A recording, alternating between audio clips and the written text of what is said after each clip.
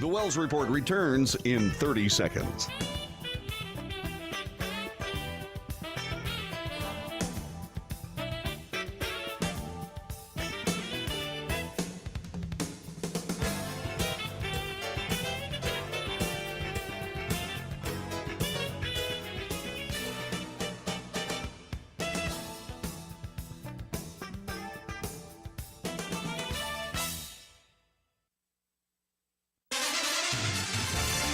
North to south, coast to coast, around the world. This is the Wells Report. Good morning, I'm John David Wells. We report the news here, honestly and fairly. We analyze the news for fact and bias. We point out both. In short, we de-propagandize the mainstream media. We make commentary. That's not news. Commentary is opinion, yours and mine, and so we debate. News, analysis, commentary, and debate. This is the Wells Report. Thanks for joining us. It's Thursday. This is November 9th, year of our Lord 2023.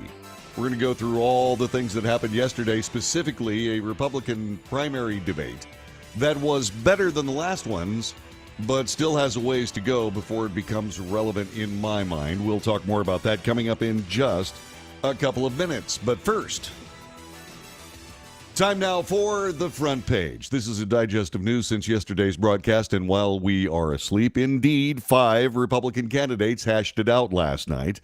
This report from USA Today. Republican candidates came out swinging against former President Trump, taking stronger jabs at the former president than the previous debates in a push to cut into his massive polling lead. Governor Ron DeSantis, debating on his home turf in Florida, brought up the poor showing in yesterday's elections. The GOP failed to win the governor's race in Kentucky, lost control of the Virginia legislature, and got walloped on abortion rights in Ohio. He said Republicans were going to get tired of winning, DeSantis said of former President Trump. Well, as we saw last night, I'm sick of Republicans losing. Nikki Haley, who was Trump's ambassador to the UN, said he was the right president when he was elected in 2016, but that GOP voters cannot live in the past. I don't think he's the right president now, she said, singling out billions in debt accumulated under his administration and what she called getting weak in the knees, his waffling support for Ukraine and its war with Russia. All 5 Republicans gave full-throated defenses of Israel and its war against Hamas in the aftermath of the October 7th attack, while condemning rising anti-Semitism on college campuses and blaming college presidents for allowing it to fester. Quote, I'd be telling Bibi, finish the job once and for all with all these butchers of Hamas, said Ron DeSantis. I'm sick of hearing other people blame Israel for just defending itself. We will stand with Israel in word and deed, in public and in private. A very serious ovation followed that statement. Senator Tim Scott, the Republican from South Carolina, said the U.S. should consider striking Iran in response to Iranian-backed militias deemed responsible for more than 40 drone and rocket attacks on U.S. forces in Syria and Iraq. Quote, if you want to make a difference, you can't just continue to have strikes in Syria on warehouses, Scott said. You actually have to cut off the head of the snake. The head of the snake is Iran. Ramaswamy, despite suggesting in past comments that the U.S. should cut off aid to Israel, said that, quote, Israel has the right and responsibility to defend itself. He said he would tell Israeli Prime Minister Benjamin Netanyahu he should smoke those terrorists on his southern border. And as president, Ramaswamy said he'd smoke our terrorists on our southern border. When it comes to anti-Semitism on college campuses, Nikki Haley said that college presidents should treat it like they would the Ku Klux Klan. If the KKK were doing this, every college president would be up in arms. This is no different, said Haley. Ramaswamy called out the Republican National Committee chairwoman, Ronna McDaniel, blaming her for the 2023 off-year election losses and other past outcomes. Quote, I have to think that we have to have accountability in our party. For that matter, Ronna, if you want to come on stage tonight, if you want to look the GOP voters in the eye and tell them that you resign, I will yield my time to you, he said. Ramaswamy also complained about the NBC moderators, saying more conservative-leaning commentators should host a Republican debate. But the Ohio Republican saved his sharpest words for Nikki Haley, attacking her in internationalist worldview terms. Quote, that's the choice we face, said Ramaswamy. Do you want a leader from a different generation who's going to put this country first? Or do you want Dick Cheney in 3-inch heels? She responded immediately by saying that she wears 5-inch heels. She said she wears heels because not for a fashion statement, they're for ammunition. The two have been at each other's throats in previous debates. Things escalated when the question turned to if each supports calls to ban Chinese-owned social media app TikTok. Ramaswamy, who uses the app, called out Haley and called out how Haley poked fun at him for joining the platform earlier in the campaign, but then called out the former South Carolina governor for allowing her daughter to use TikTok. Ramaswamy said, "You might want to take care of your family first." Haley replied, "Leave my daughter out of your voice. You're just scum," she said.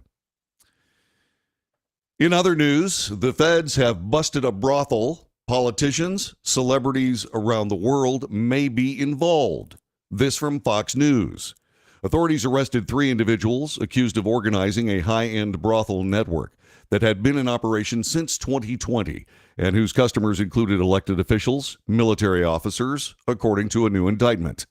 Federal prosecutors announced that Han Lee, 41 years of age, James Lee, 68, and Junmyoung Lee, 30 years of age, were arrested yesterday morning after allegedly operating an interstate prostitution network, including multiple brothels in Cambridge and Watertown, Massachusetts, as well as in Fairfax and Tysons, Virginia, just outside Washington, D.C. The defendants advertised the prostitution network on 2 websites, which, according to the prosecutors, offered appointments with women in either Boston or East Virginia, listed each woman's height, weight, and bust size with nude and semi-nude photographs. Prosecutors said the high-end brothel network serviced customers working in the following professions: politicians, pharmaceutical executives, doctors, military officers, government contractors that possess security clearances, professors, lawyers, business executives, tech company executives, scientists, accountants, retail employees, and students. None of the customers were named since an investigation into their actions is ongoing. U.S. jets have hit Hezbollah targets in Syria. USA Today reports the Biden administration working feverishly to keep the Israel-Hamas war from expanding. On Wednesday, struck a militia group's facility in eastern Syria as a counter to a growing number of attacks on U.S. bases in the Middle East over recent weeks, said the Pentagon. Defense Secretary Lloyd Austin said in a statement that 2 F-15 fighter jets conducted the operations against a weapons storage facility used by Iran's Islamic Revolutionary Guard Corps and its allies. Quote, "This precision self-defense strike is in response to a series of attacks against U.S. personnel in Iraq and Syria by IRGC Quds Force affiliates," said Austin. Earlier Wednesday, Yemen's Houthi rebels shot down a U.S. drone flying in Yemeni airspace. The Defense Department has not commented. A senior U.S. official who spoke to the Associated Press on conditions of anonymity to discuss details not yet made public confirmed the drone was downed and said the military is studying the incident. The World Health Organization said it's also made its second delivery of emergency supplies and medicines to Gaza City's Al-Shifa hospital, despite relentless bombardment. The agency described the medical conditions of the hospital, Gaza's largest, as disastrous. Israel says Hamas uses the facility as a shield for its command center. A North Carolina representative is asking for a federal investigation into whether Americans donating money to pro-Palestinian charities are unwittingly sending cash to Hamas. These terrorist organizations are getting millions of dollars from American citizens who think they're giving out of the goodness of their hearts to help people. And what they're actually doing is funding terror. This, according to Representative Greg Murphy, the Republican from North Carolina, speaking to Fox News. Murphy wrote to Treasury Secretary Janet Yellen asking what, if any, plans she has to ensure Americans' charitable dollars do not end up with Hamas and other similar organizations. Representative Murphy also warned that social media could be used to help amplify alleged charity groups that funnel funds to Hamas. With the rise of social media, we've seen countless charitable organizations use these platforms to raise millions of dollars in donations intended to help Palestinian civilians, but yet go other places, according to Murphy. In Justice News, USA Today reports Ivanka Trump's calm testimony, punctuated with an occasional smile, contrasted starkly with her father Donald Trump's combative appearances in the civil fraud trial that will determine whether the Trump Organization can continue to operate in New York State. Her testimony echoed those of her father and brothers Eric and Donald Trump, who both testified last week about her unfamiliarity with financial statements about the company that are central to the lawsuit. Her relatively subdued testimony followed a fiery appearance from Donald Trump on Monday, in which he described the New York Attorney General, Letitia James, as a, quote, fraud and hack, and railed against the September ruling of the judge, Arthur Engoron, that his financial statements inflated the value of his assets. Hunter Biden's lawyer in the news today. This from USA Today. Hunter Biden's lawyer, Abbe Lowell, sent a letter yesterday to newly elected House Speaker Mike Johnson, asking him to intervene against 3 Republican chairmen who have investigated the president's son and have threatened to subpoena him, his relatives, and business associates. Quote, "We write today to urge you, Mr. Speaker, to use your newly minted leadership post responsibly and ask you to think twice before joining this spectacle," Lowell wrote in a 12-page letter obtained by USA Today. "Even in the era of alternative facts, your colleagues' manipulation and disregard for the truth is breathtaking." But Johnson, the Republican from Louisiana, was a high-ranking member on one of the panels, the Judiciary Committee and its subcommittee on weaponization of the federal government, before becoming Speaker, and has participated in those investigations. Johnson has asked pointed questions about Hunter Biden's overseas business deals and the Biden administration. Lowell accused Oversight and Accountability Chairman James Comer of Kentucky, Judiciary Chairman Jim Jordan of Ohio, and Ways and Means Chairman Jason Smith of Missouri of repeating, quote, worn out, false, baseless, or debunked claims. Comer announced November 1st he expects to issue about 24 subpoenas to Hunter Biden, his relatives, and business associates. In celebrity news this morning, the Apple co-founder Steve Wozniak is hospitalized in Mexico City. This happened yesterday. A source from the organizers of the World Business Forum, that was an event he was attending at the country's capital, told CNN en Español. The sources said that Wozniak, 73, was taken to the hospital at 3 p.m. local time after fainting minutes before his participation at the event. CNN is working to get more details on his current health status. Wozniak is the tech genius behind the early Apple computers who worked alongside Steve Jobs to launch and grow the company. Wozniak, or Woz as he's known in Silicon Valley, famously designed the Apple I and Apple II computers, which revolutionized personal computing and established Apple as a computing market leader. And finally this morning, Patrick Dempsey has been named People magazine's sexiest man alive. This being reported through the auspices of USA Today. People magazine announced the 2023 winner of its annual Sexiest Man Alive award, Patrick Dempsey. Dempsey had received significant public attention for his role as Dr. Derek McDreamy Shepard in the medical drama Grey's Anatomy opposite Ellen Pompeo. Before landing the role, Dempsey auditioned for the role of Dr. Chase on another medical show, House. He also appeared in 2 episodes of the later Grey's spinoff Private Practice, playing the same character of Dr. Shepard. The relationship his character had with Meredith Grey, played by Ellen Pompeo, on screen received a lot of praise and positive reactions. Dempsey, who maintains a sports car and vintage car collection, enjoys auto racing in his spare time. He's competed in Pro-Am events like the 24 Hours of Le Mans, Rolex 24 at Daytona Sports Car Race, the Ensenada Score Baja 1000 off-road race. Prior to 2013's 24 Hours of Le Mans, Patrick Dempsey said he'd walk away from acting if he'd do racing full-time. And that is today's front page. Coming up in just a couple of seconds, we have all the latest news on the Republican primary debate. We'll let you know exactly who did what with whom and why when it came to exchanging ideas and charges, etc. It was a lively debate, but not as bad as the first 2. I'll explain coming up in just a moment.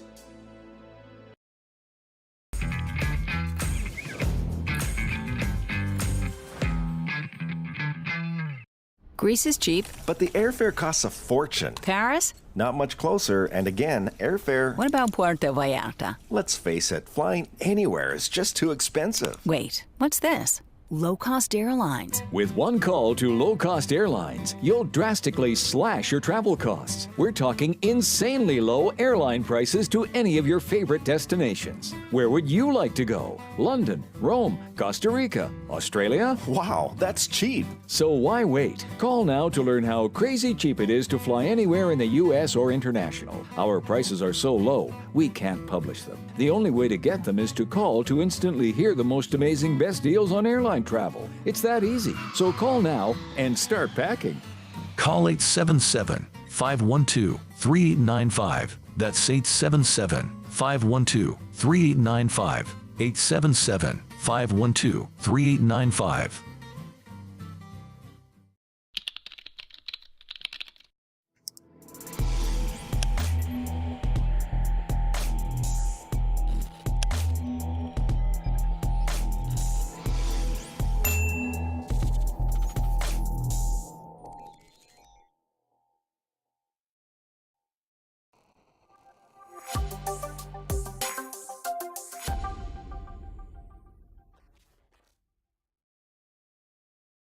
If you're living with diabetes and using insulin, you know the pain of pricking your fingers over and over again. By wearing a small device called a continuous glucose monitor, or CGM, you can reduce the pain of pricking your fingers right away. If you use insulin daily, you might be eligible to get your own continuous glucose monitor. So call the US Med Diabetic Health Hotline today and learn about the latest CGM technology. Not only can a CGM immediately reduce pain, it's accurate, easy to use, and helps you make better diabetes treatment decisions. And if you have Medicare or private insurance, you can see if you qualify for a CGM at little or no out-of-pocket cost. We'll also provide free shipping of your new CGM, and we'll bill your insurance company for you. If you use insulin daily, you might be eligible to get your own continuous glucose monitor. So call the US Med Diabetic Health Hotline to see if you qualify for a CGM at little to no out-of-pocket cost. Nobody wants to get ripped off, broken into, or robbed, but nobody wants to pay a lot of money to have their home protected either. I've got an offer to tell you about to provide home security for your home for less than $1 a day. For real, with no installation or equipment charges. And this is from a company rated #1 by a leading consumer research company. According to the facts, most of you won't even call unless there's a burglary in your neighborhood or something bad happened. So let's give you a reason. Save money. For less than $1 a day with no other costs, you can get your home secured. Plus, get a lifetime equipment replacement warranty. You need protection for your home. Call the Home Security Hotline right now. Get your home secured for less than $1 a day, and every caller today immediately qualifies for free installation. Call now. Call 877-275-0973. 877-275-0973. That's 877-275-0973.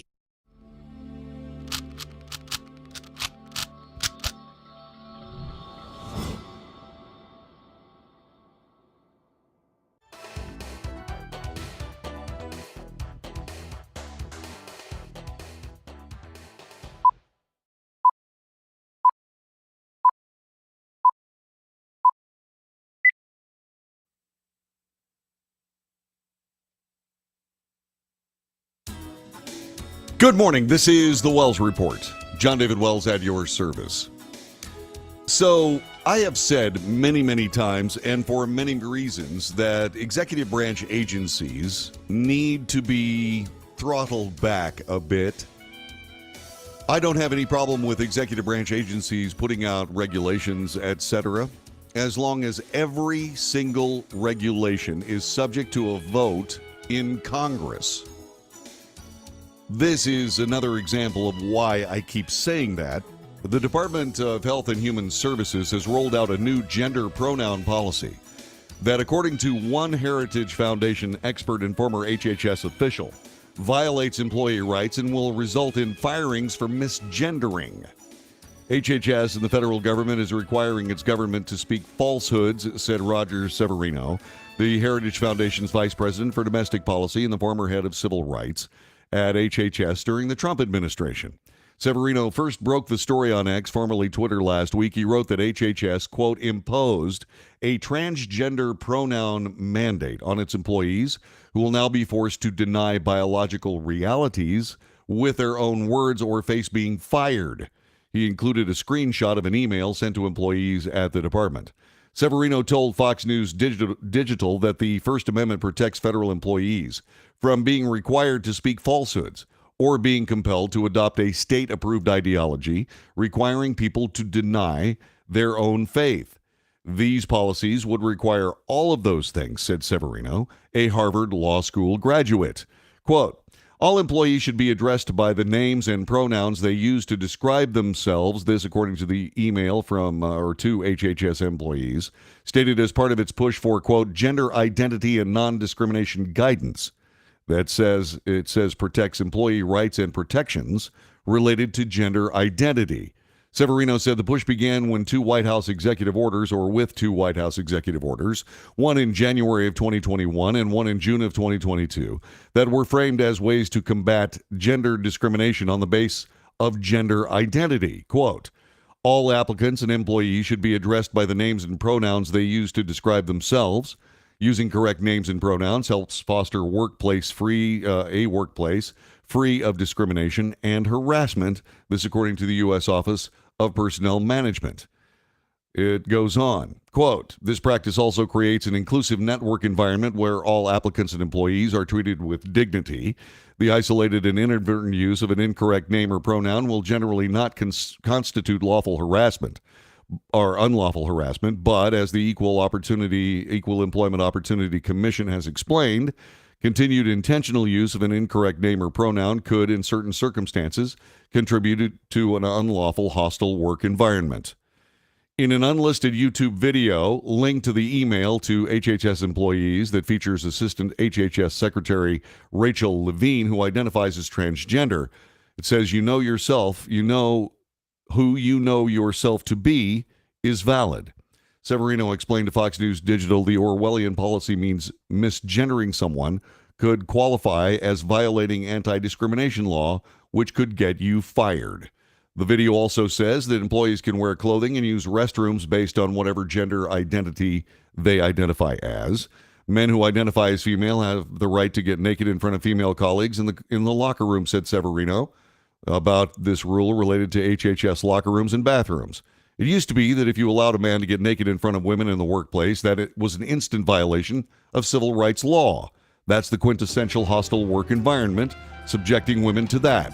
Now the policy says to women who may be uncomfortable with that situation, they're the ones that have to leave. This is absolute insanity. It's bogus ridiculousness. It's foolish, foolhardy, and completely distracts from the actual mission of the federal government, which is to serve the people of the United States, not some cockamamie gender dysphoria. So sorry. Don't mean to, I should have used the word cockamamie, should I? Anyway, what I'm saying is that this is something that should be stopped immediately. It is ridiculous on its face. Knock it off. Or every single regulation issued by an executive branch agency will have to face a vote from Congress. I want those Congress people on the record for supporting garbage like this. This is the Wells Report. Back with more coming up in just a moment.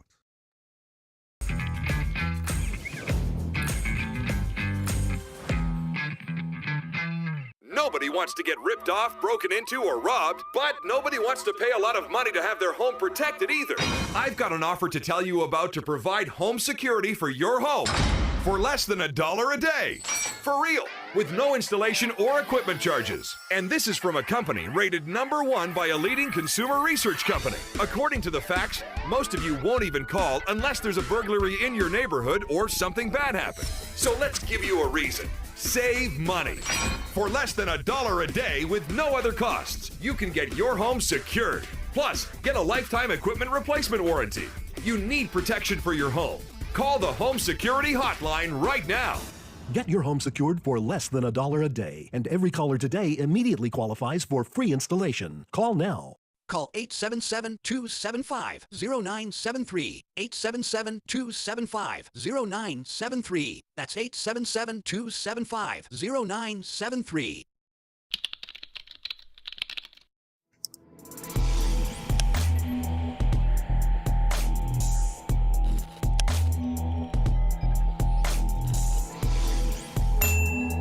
If you're living with diabetes and using insulin, you know the pain of pricking your fingers over and over again. By wearing a small device called a continuous glucose monitor, or CGM, you can reduce the pain of pricking your fingers right away. If you use insulin daily, you might be eligible to get your own continuous glucose monitor. So call the US Med Diabetic Health Hotline today and learn about the latest CGM technology. Not only can a CGM immediately reduce pain, it's accurate, easy to use, and helps you make better diabetes treatment decisions. And if you have Medicare or private insurance, you can see if you qualify for a CGM at little or no out-of-pocket cost. We'll also provide free shipping of your new CGM, and we'll bill your insurance company for you. If you use insulin daily, you might be eligible to get your own continuous glucose monitor. So call the US Med Diabetic Health Hotline to see if you qualify for a CGM at little to no out-of-pocket cost. How would you like to get high-speed internet for your home for less than $2 a day? That's right, for about $50 a month, you'll get lightning fast internet. Are you paying less than $50 a month right now for your internet? Then call Whole Home Connect right now for blazing fast internet at $50 a month with no price increases, no hidden fees, no contracts, no equipment fees. It's a great deal. And guess what? You can try it for 15 days. If you don't like it, you get your money back, but you're gonna love it, and you're gonna love the price. Internet for your home for $50 a month. That's less than $2 a day. Plus, no contracts, no equipment fees, and our 15-day guarantee. Call now. Call 866-245-6155. That's 866-245-6155. Again, 866-245-6155. 866-245-6155.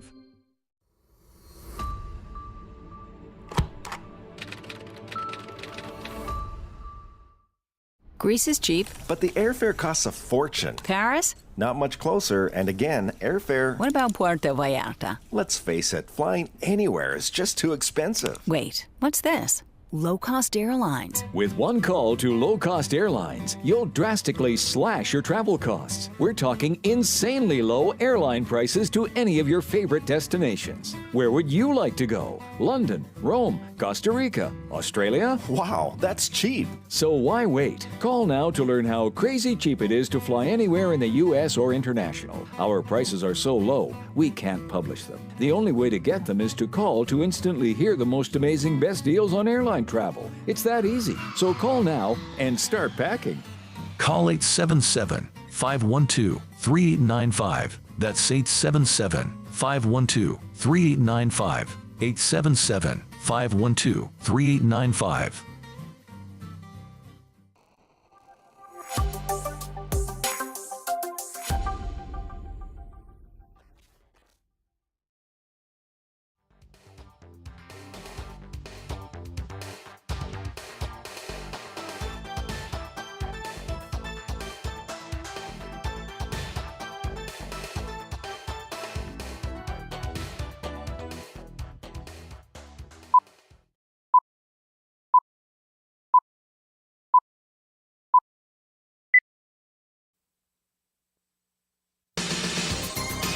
Good morning. This is the Wells Report. My name is John David Wells. Last night there were five primary Republican presidential candidates left for this debate that occurred on NBC last night. Vivek Ramaswamy probably had the most, shall we say, evocative statements, and he started the debate with one that pretty much nailed down exactly what many of us have been thinking about not just the Republican Party, but also the mainstream media's part in, shall we say, affecting our election process. This is Vivek Ramaswamy from last night. I think there's something deeper going on in the Republican Party here, and I am upset about what happened last night. We've become a party of losers at the end of the day. It was a cancer in the Republican establishment. Let's speak the truth. I mean, since Ronna McDaniel took over as chairwoman of the RNC in 2017, we have lost 2018, 2020, 2022, no red wave that never came. We got trounced last night in 2023. And I think that we have to have accountability in our party. For that matter, Ron, if you want to come on stage tonight, you want to look the GOP voters in the eye and tell them you resign, I will yield my time to you. And frankly, look, the people there cheering for losing in the Republican Party.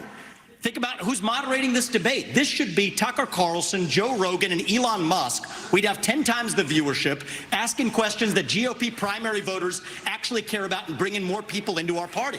You think the Democrats, and we've got Kristen Welker here, do you think the Democrats would actually hire Greg Gutfeld to host a Democratic debate? They wouldn't do it. And so the fact of the matter is, I mean, Kristen, I'm going to use this time because this is actually about you in the media and the corrupt media establishment. Ask you, the Trump-Russia collusion hoax that you pushed on this network for years, was that real or was that Hillary Clinton made up disinformation? Answer the question. Go. Mr. Ross. This is how we get our country back. We need accountability. It's absolutely correct. Absolutely correct. That was a brilliant statement by Vivek Ramaswamy, and that was just one of the ones that he had last night that really did indeed get my attention. And the interesting thing about it is that there was a panel on CNN that didn't think that Vivek Ramaswamy won last night. They believed, this particular panel believed, that Nikki Haley won the actual debate. So let's spend a little bit more time on this. Ron DeSantis is no longer the front runner. That belongs to Nikki Haley, at least the front runners of those not named Trump. This is what he had to say last night. He had a good debate. He's been doing a very good job with this. Let's see what he said last night.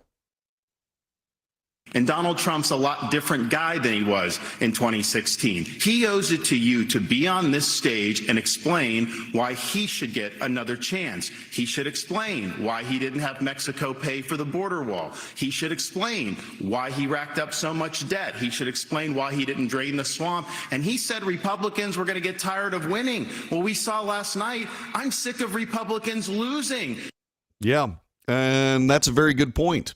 And DeSantis did have good moments. We'll be discussing some of that a little bit later on. Now there was some exchanges between Vivek Ramaswamy and Nikki Haley that were front and center in last night's debate. Here's one of them. Do you want a leader from a different generation who's going to put this country first? Or do you want Dick Cheney in 3-inch heels? All right, Mr. In which case, we've got two of them on stage tonight. Ramaswamy, thank you. Yes, I'd first like to say they're 5-inch heels, and I don't wear them unless you can run in them. We've got two of you on stage. The second thing that I will say is I wear heels. They're not for a fashion statement. They're for ammunition. Okay, I saw that and I went, okay, that was an excellent attempt to try to deflect off of it. I was then trying to think about the practical implications of high heels as ammunition. Can't really say that I actually got that. I'm not exactly sure that I was able to put all that together. And then, of course, there was this. This was a swing at Ramaswamy yesterday from Nikki Haley. Check this out. Putin and President Xi are salivating at the thought that someone like that could become president. They would love to. The fact of the matter is she doesn't answer the question. Yeah, that was very quick. And Ramaswamy jumped all over that as well. And so when you come right down to it, it appears as though the headlines belonged to Ramaswamy. Other people believed that there were other things that were also equally important. Much has changed since the Republicans looking to be president last gathered, particularly the number of candidates on the debate stage. This was a good thing. I don't like the fact that the mainstream media or the Republican National Committee spends an awful lot of time determining who we get to vote for. However, it is a much better circumstance to have fewer people on stage with an admonishment, and that was obviously the case, not to crosstalk, not to argue, not to do that, but to let each other speak. That was obviously directed from Ronna McDaniel and the RNC. So, former Vice President Mike Pence dropped out after failing to get out of single-digit territories of the primaries, while other White House hopefuls, like North Dakota Governor Doug Burgum, failed to make the cut. One big issue since the last time GOP contenders assembled, a string of losses the party suffered this week at the ballot box. "We become a party of losers," said Ohio entrepreneur Vivek Ramaswamy, but a fundamental part of the 2024 primary has remained the same. Donald Trump's dominance. The former president, who again skipped a primary joust with opponents, held a separate rally at the same time. As a matter of fact, we have a little piece of that, and we want to share that with you right at this particular moment. This is President Donald Trump yesterday in Hialeah, Florida. Just like the Cuban regime, the Biden regime is trying to put their political opponents in jail, shutting down free speech, taking bribes and kickbacks to enrich themselves and their very spoiled children. My children aren't so spoiled, are they, huh? Rigging and cheating in elections, using the fake news media to cover up their colossal incompetence and stupidity, what they've done to our country, nobody can even believe it, and using the fear tactics of a police state, because that's what we've become, to persecute Christians and especially Catholics. What's going on with Catholics? They're after Catholics. What have Catholics done? They're after Catholics, aren't they? Any Catholic or Christian that votes for a Democrat, I have to say, you're fools if you do that. You're fools. So what they're doing is unthinkable. But we're here tonight to declare that crooked Joe Biden's banana republic ends on November 5th, 2024. It ends.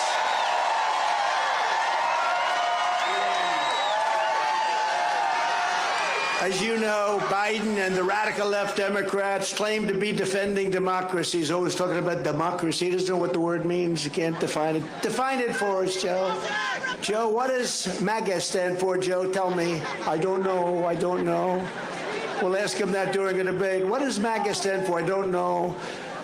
But like power-hungry regimes all over the world, just because they put the word democratic in their name does not make it true. The radical left Democrat communists are against voter ID. Therefore, open borders. How about that? Open borders where criminals come in from all over the world. They're for massive censorship and blacklisting. They're for shredding the Constitution, gutting the rule of law, and threatening their political opponents with violence and ruin. Remember, we are not the ones endangering American democracy. We are the ones saving American democracy. We are saving it. Yeah, and this is the president, the former president of the United States, absolutely pointing out exactly why he is the front runner. He has the actual issues that Americans care about most of all, and he brings them up in an orderly fashion. He's getting better at being a communicating president. I've said that was one of his weaknesses. He sometimes lapses into Trump world, and what ends up happening after that is he begins to embellish, and things begin to get out of control. He has to remember that if he wants to be the president of the United States, he's got to act like it, and he was doing that last night in Hialeah. The Republican candidates, for their part, came out swinging against Trump, taking stronger jabs at the former president than in the first two debates. Governor Ron DeSantis, you just saw, debating in his home turf, brought up the poor showing in the Tuesday elections. The GOP failed to win the governor's race in Kentucky, lost control of the Virginia legislature, and got walloped on abortion rights in Ohio. Let me take those three right off the bat. First of all, the Kentucky governor's race. That wasn't much of a chance. There wasn't much of a chance for that race to come out the way they expected. But a lot of people are trying to say that Donald Trump is the reason why these elections are being lost. I don't know why that would be the case, especially in Kentucky, insofar as the guy running against the governor of Kentucky, Beshear, was a Mitch McConnell protege. Did Mitch McConnell pick the wrong candidate? He's famous for saying that other Republican candidates are just not of sufficient quality. Did he make that mistake for himself? The answer is no, of course. Just like he was wrong with the other Republican candidates, it's not his call to determine what the quality of a candidate is. So that's one thing. Thing number two, the Virginia legislature. So this is a situation of where we see the Virginia governor kind of holding Donald Trump at arm's length. And the thing about that is that if you don't embrace where this party is going, you have to, well, first of all, let me get back to the beginning. You have to decide where the Republican Party is going. Is it Mitch McConnell? Is it moderate Republicans who go along to get along and work to facilitate Democrat Party policies? Is that the Republican Party that will endure for the future? Or is it a, let's say, fierce conservatism of Americans reveling in freedom and liberty that is at least presented to them by Donald Trump? Which of those two Republican parties has a long-term future? Mike Pence found out that it may not be his wing of the party that has a long-term future. Who's standing in the current primary debates?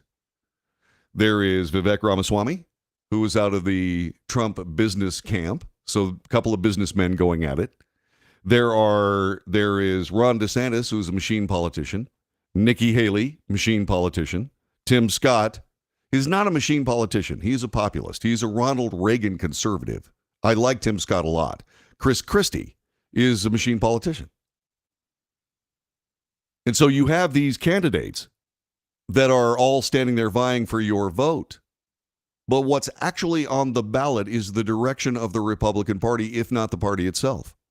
I do not believe that the Republican Party, as is currently in power in Washington, D.C., has much of a future beyond 2024.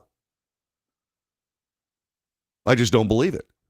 I believe the Republican Party woke up to the fact that they had namby-pambied themselves and they had done the right political move so many times in a row, affecting nothing and being irrelevant. The best example of that is Mitt Romney, an incredibly gifted politician, brilliant in fact, but accomplished virtually nothing.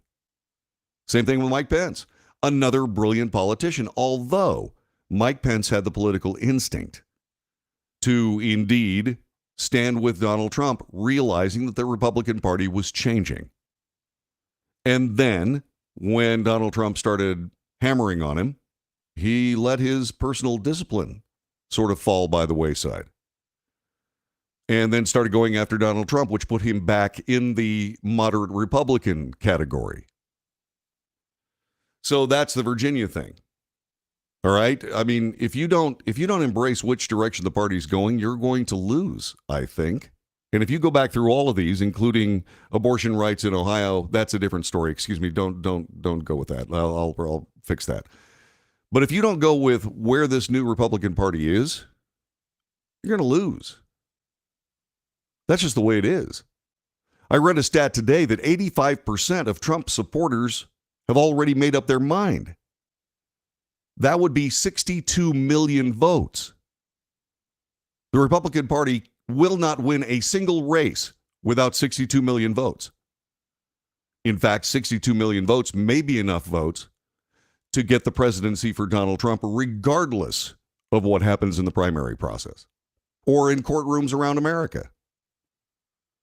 The simple case of the matter is the Republican Party has changed. The people who have changed it are not from within the party. They are the party voters. The Republican Party has to decide whether it wants to exist or not. A lot of people have walked away, and they should have. It's very good that they did, in fact. But what will happen next? Getting back to Ohio and abortion rights, I'm going to spend a little bit of time on that coming up next. You're listening to The Wells Report. Back with more coming up in just a couple of moments. Our telephone number is 817-379-2172. 817-379-2172. Chat room is going. You can find it on Facebook, YouTube, X, Twitter, X is Twitter, Twitch, and Rumble along with Patreon. You can find that chat room there. I will look forward to hearing what you have to say as we continue for this Thursday. Thanks for being with us today. The Wells Report in progress. Back with more in just a moment.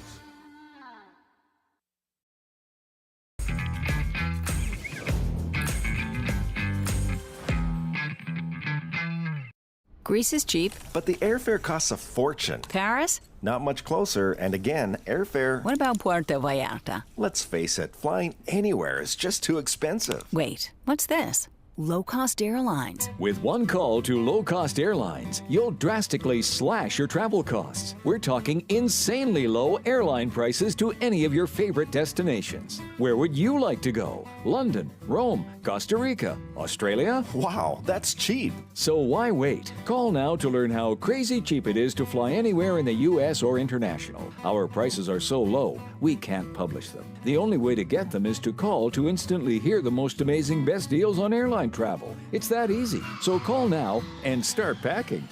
Call 877-512-3895. That's 877-512-3895. 877-512-3895.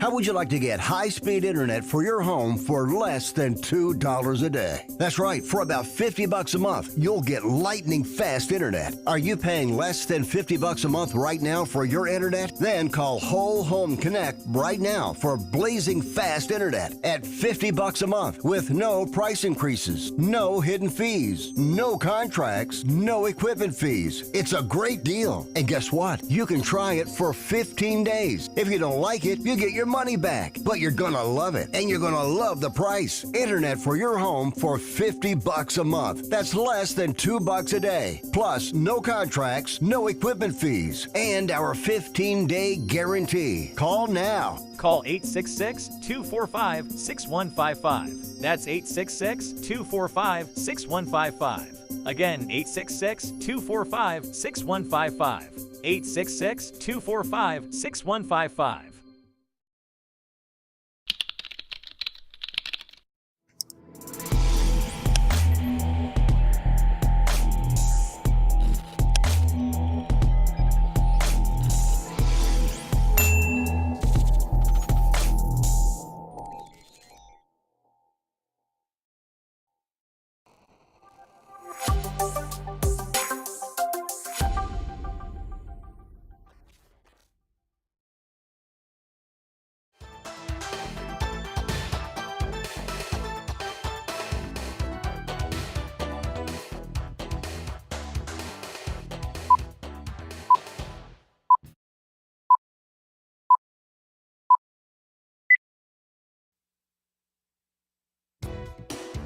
Good morning. This is the Wells Report. John David Wells at your service. Our chat room is flying, like I was saying before.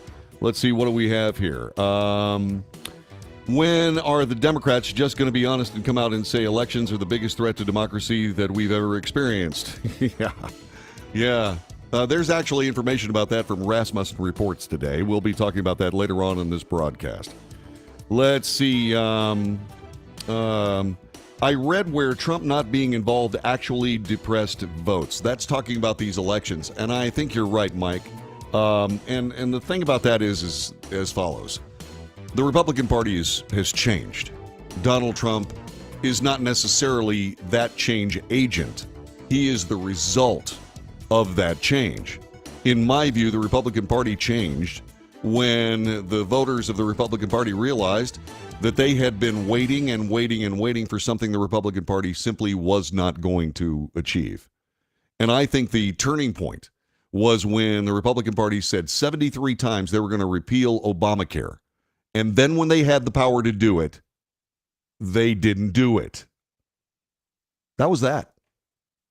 That was that. That was the death knell for neocon moderate Republicans. This was a moment last night, Vivek Ramaswamy discussing Ukraine and why he is not a big believer in the Ukraine situation. He listed a litany of things that Ukraine does that are at odds with American policy. It has consolidated all media into one state TV media arm. That's not democratic. It has threatened not to hold elections this year unless the U.S. forks over more money. That is not democratic. It has celebrated a Nazi in its ranks, the comedian in cargo pants, a man called Zelensky, doing it in their own ranks. That is not democratic. More facts for you that you won't hear from the mainstream in either party or the mainstream media. The regions of Ukraine that are occupied by Russia right now in the Donbass, Luhansk, Donetsk, these are Russian-speaking regions that have not even been part of Ukraine since 2014, that other people probably couldn't name those provinces for you.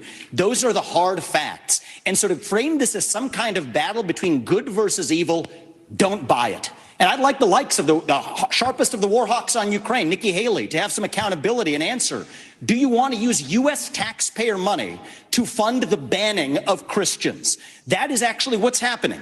They're using the Ukrainian Orthodox Church. They have banned them. The Ukrainian parliament just did this last week, supported by our dollars. And I think you owe it to the American people, Nikki, to at least this one time at least condemn. Thank you. That's time. At least to condemn their banning of Christians. Mr. Ramaswamy, thank you. Mr. Ramaswamy, thank you. We asked the question. We ask the questions, huh?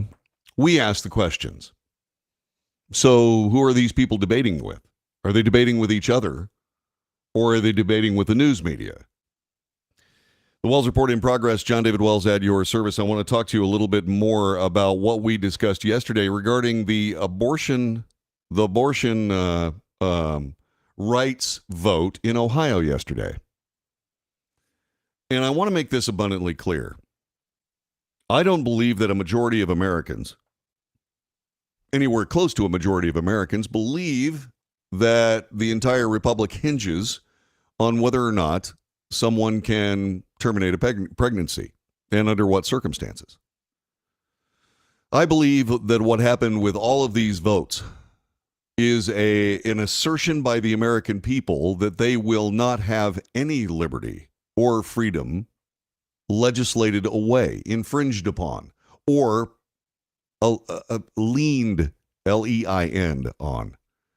Unalienable rights, not inalienable, it's unalienable. Unalienable rights describe rights that are not subject to legislation to be infringed upon.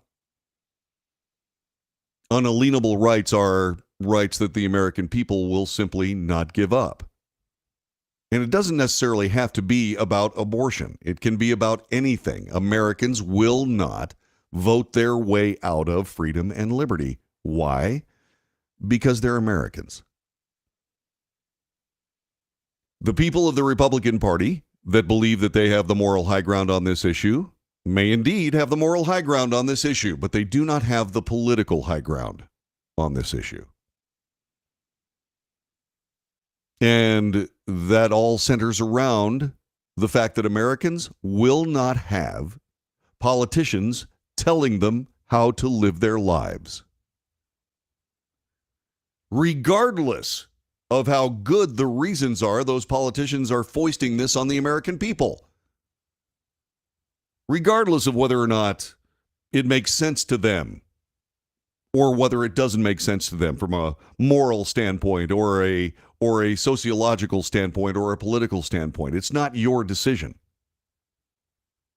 The people of the United States make those decisions. And when you try to foist your decision-making on the American people, you lose. And that's what's happening here. That is exactly what's going on. Does there need to be some sort of way to be able to put this entire issue of abortion into the problem solved category? Absolutely. I said yesterday we need to determine when the legal definition of when life begins. Once that happens, then all this goes away. But it is such a cynical abuse by politicians that keeps it in the public eye, election after election, debate after debate. It's awful. It's time to solve the problem instead of politically exploiting it, don't you think? And since politicians won't do it, how about if we do? Let's just determine when life begins, legally. And this all goes away. What are your thoughts? 817-379-2172, 817-379-2172. That's our telephone number. You can find us on the chat room, and you can find us right around the corner as we continue with the Wells Report.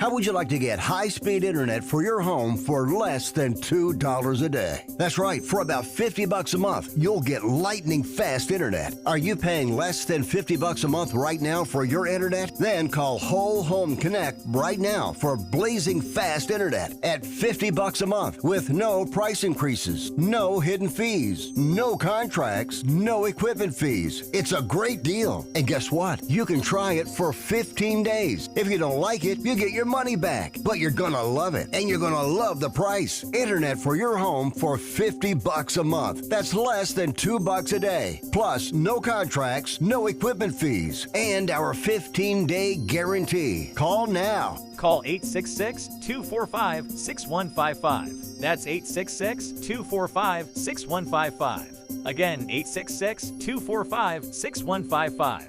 866-245-6155.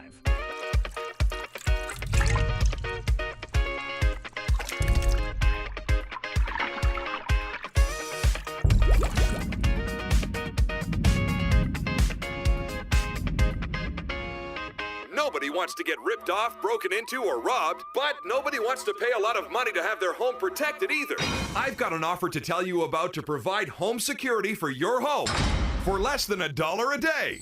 For real, with no installation or equipment charges. And this is from a company rated #1 by a leading consumer research company. According to the facts, most of you won't even call unless there's a burglary in your neighborhood or something bad happened. So let's give you a reason. Save money.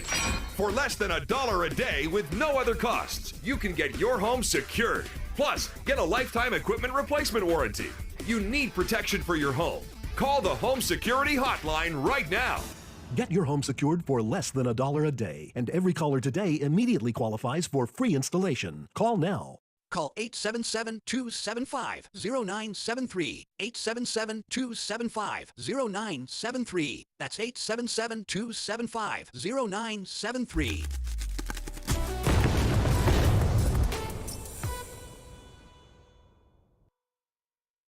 Hey, thanks for joining us this morning for the Wells Report, and make sure you share us with all your friends on Facebook, YouTube, Twitter, Twitch, Rumble, Patreon, and don't forget to check out our Substack column, which will be coming up a little bit later on this afternoon. When you do all this, make sure you subscribe. Make sure you give us those thumbs up. They are really important. Check the notification box so you know when we're on the air, and whatever you do, join us every morning, Monday through Friday, 9 to 11 a.m. Central Time, for the Wells Report.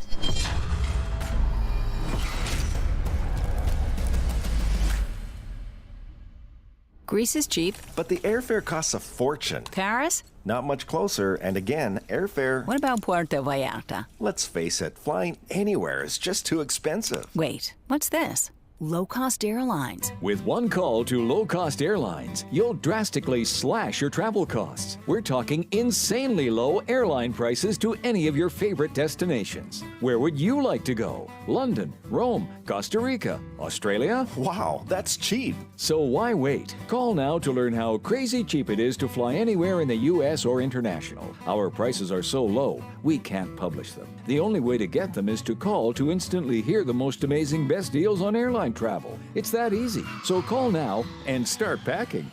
Call 877-512-3895. That's 877-512-3895. 877-512-3895.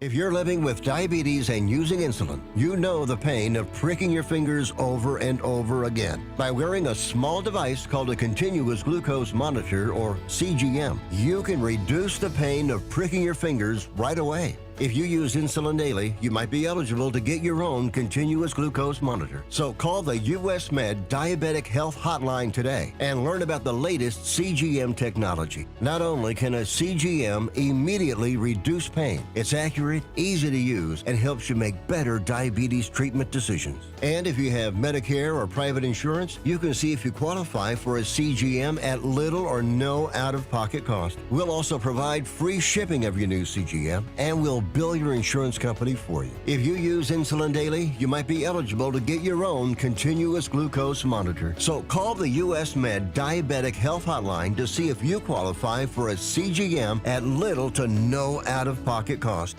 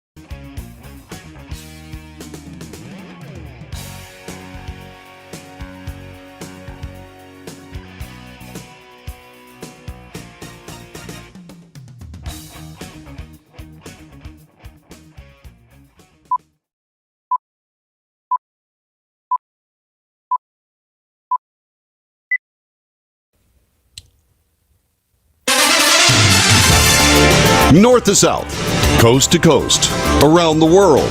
This is the Wells Report. Good morning. My name is John David Wells. What do we do on this broadcast? We report the news, honestly and fairly.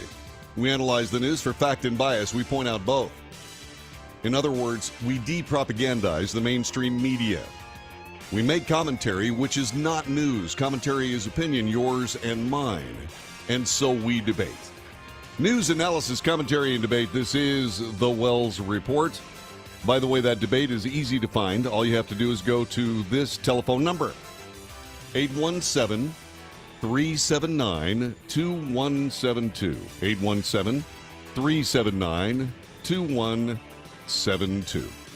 Join us. And so, it was a GOP debate that was better than the others insofar as there was less crosstalk, less ridiculous argumentation or argumentative nonsense. The people handled themselves better. The people on stage that mattered, Ron DeSantis, Nikki Haley, Vivek Ramaswamy, Chris Christie all but vanished, and Tim Scott tried to work as best he could, but indeed did not punch through again in another debate. Tim Scott's a great candidate. He truly is. He's a great candidate. I like what he says, but I'm looking at Tim Scott as perhaps a vice presidential pick for someone not in the room, and that would be Donald Trump.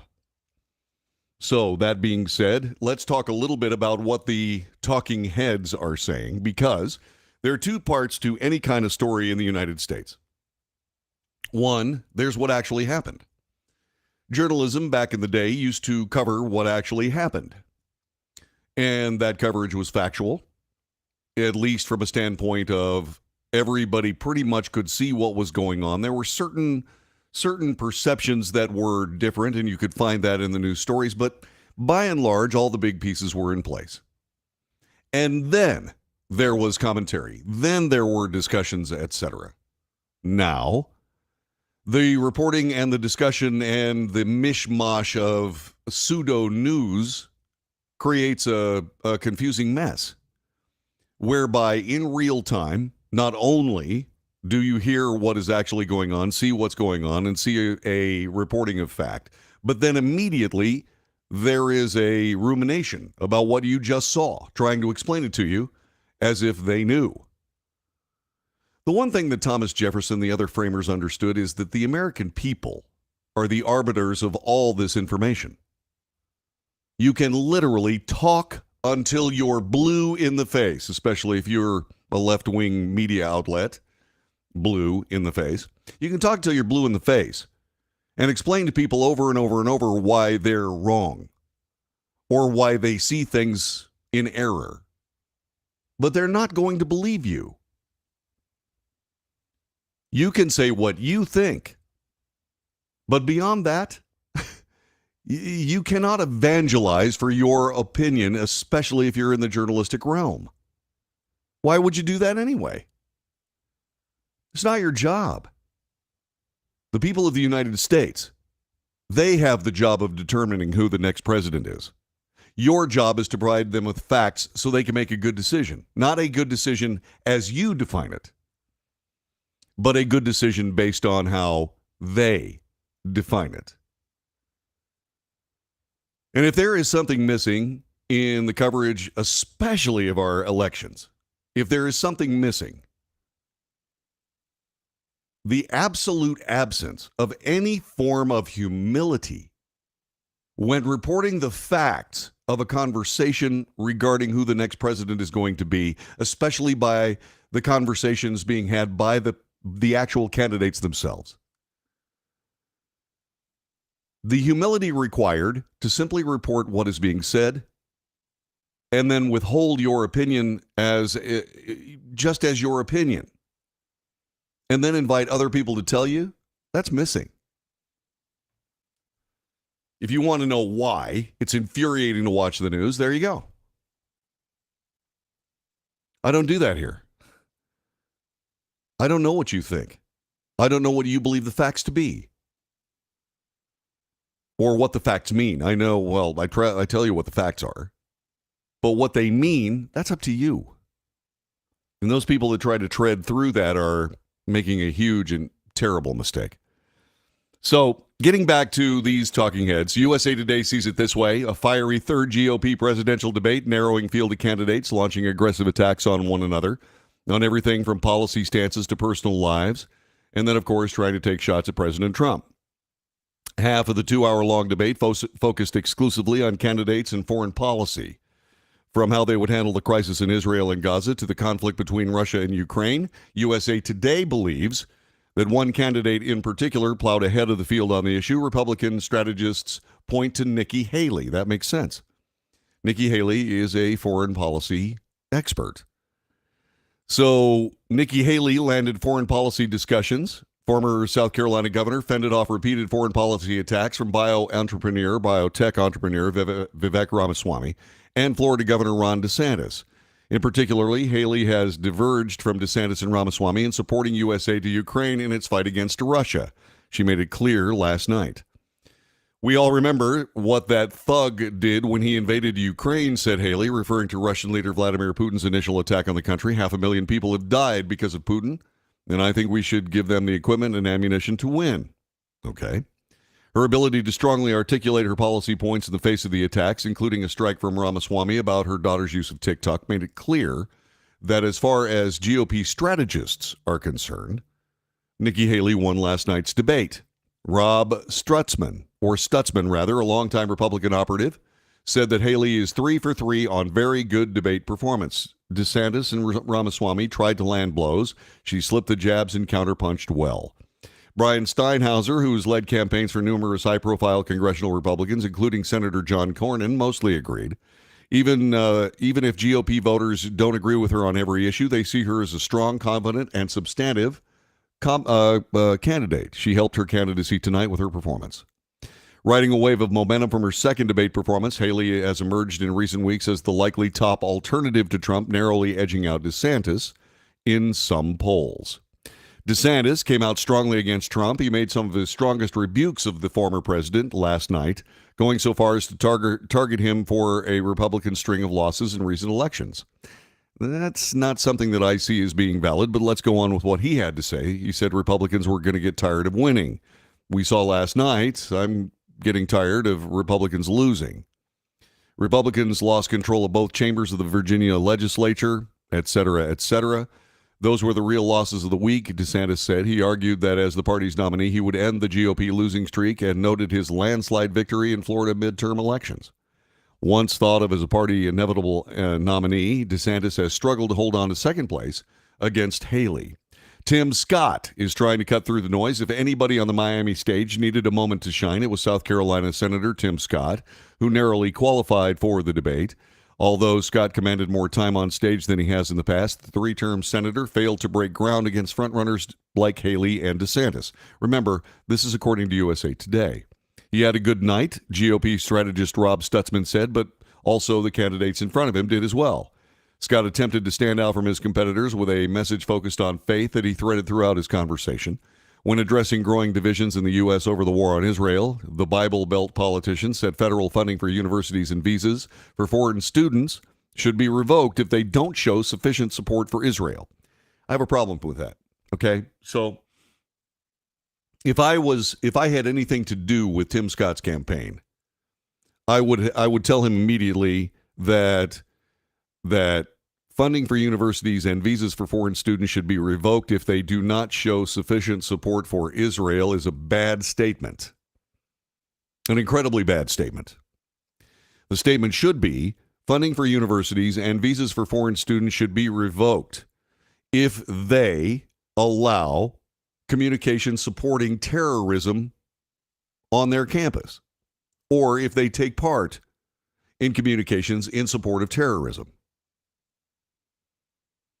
You see, it's not about, there's no litmus test about support for Israel here. There is, however, a litmus test for non-support of terrorism. That was a mistake. Without a singular shining moment, the debate could have been one of Scott's last chance to make an impression on voters and donors. Qualifications for the next RNC debate, scheduled for December 6th in Tuscaloosa, Alabama, are even more strict. To make the podium, candidates are going to need 6% support in at least 2 polls, 80,000 unique donors from 20 or more states, among other requirements. Okay? Let's see what else happened. CNN saw it this way. The high heels attack fell flat at the third GOP debate. This, according to CNN and their panel of so-called experts.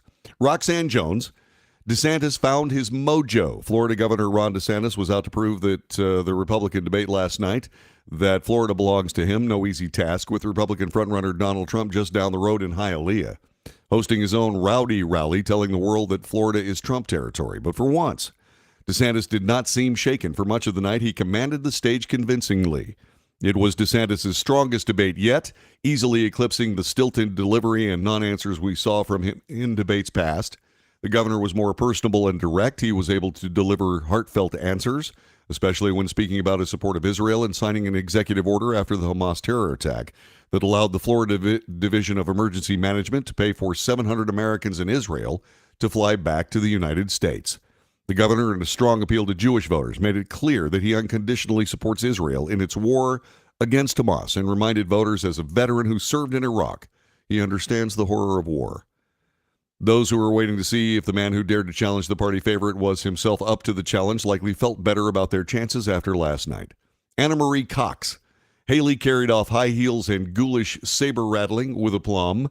If I were there when former UN Ambassador Nikki Haley walked into some corporate bathroom with the expression on her face that she had during most of Wednesday night's debate, I would be the first to rush to her side with a handful of paper towels to see if she needed to splash water on her face and ask whose car I should key. Other women know the look I'm talking about. It's the mansplaining, I'd say. It was bad, wasn't it? I don't agree with much of what she has to say, but I bristled in solidarity when Florida Governor Ron DeSantis dismissed the female politician's cordial response or correspondence with a Chinese official as a love letter. Ooh, ouch. And when Vivek Ramaswamy employed gendered insults by referring to her, and I think DeSantis, as Dick Cheney in 3-inch heels. You know, I didn't think that was a bad statement, actually. I don't believe it fell flat at all. I believe that was very, very effective. Well, I thought it was an effective statement. And I thought that Nikki Haley handled it magnificently when she said they're 5-inch heels. It was brilliant. Women wear high heels. Why? I don't know. I don't know. I mean, I have in all of my life, as a married man, most of it, been mystified at women's ability to buy shoes they can't wear for any length of time and end up walking around in their stocking feet. I don't get it. However, Nikki Haley found that and she did have a very, very good night, especially in foreign policy. Nikki Haley is a serious contender. Let's see, Republican candidates shifting their approach on abortion. They have to. But it's not abortion. It's freedom and liberty. American leaders need to make sure that Americans have freedom and liberty. Whether they agree with where Americans take that freedom and liberty or not, it's none of their business.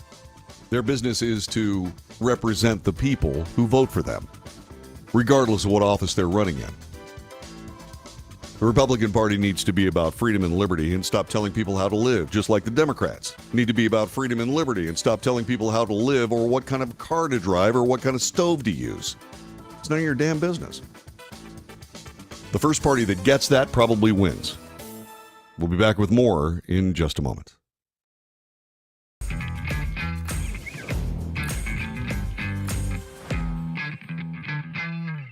Greece is cheap. But the airfare costs a fortune. Paris? Not much closer, and again, airfare... What about Puerto Vallarta? Let's face it, flying anywhere is just too expensive. Wait, what's this?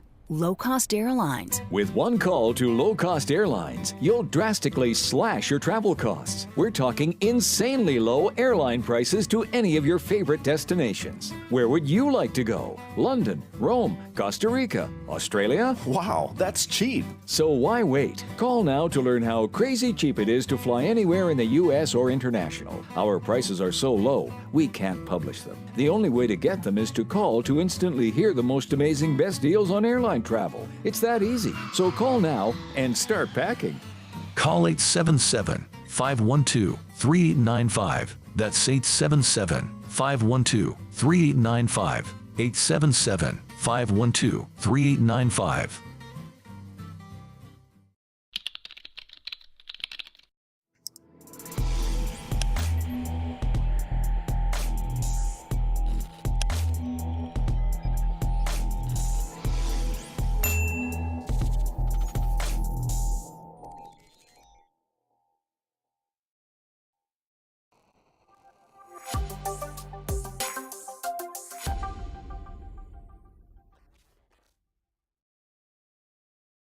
If you're living with diabetes and using insulin, you know the pain of pricking your fingers over and over again. By wearing a small device called a continuous glucose monitor, or CGM, you can reduce the pain of pricking your fingers right away. If you use insulin daily, you might be eligible to get your own continuous glucose monitor. So call the US Med Diabetic Health Hotline today and learn about the latest CGM technology. Not only can a CGM immediately reduce pain, it's accurate, easy to use, and helps you make better diabetes treatment decisions. And if you have Medicare or private insurance, you can see if you qualify for a CGM at little or no out-of-pocket cost. We'll also provide free shipping of your new CGM, and we'll bill your insurance company for you. If you use insulin daily, you might be eligible to get your own continuous glucose monitor. So call the US Med Diabetic Health Hotline to see if you qualify for a CGM at little to no out-of-pocket cost. Nobody wants to get ripped off, broken into, or robbed, but nobody wants to pay a lot of money to have their home protected either. I've got an offer to tell you about to provide home security for your home for less than $1 a day.